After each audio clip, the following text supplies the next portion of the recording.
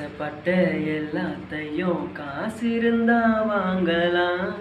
அம்மாவை வாங்க முடியுமா? நீயும் அம்மாவை வாங்க முடியுமா?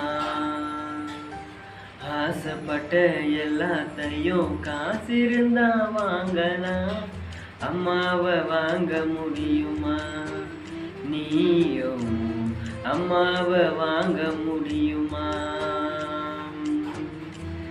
ஆயிரம் உறவு உன்னை தேடி வந்து நின்னாலும் தாய் போலே தாங்க முடியுமா?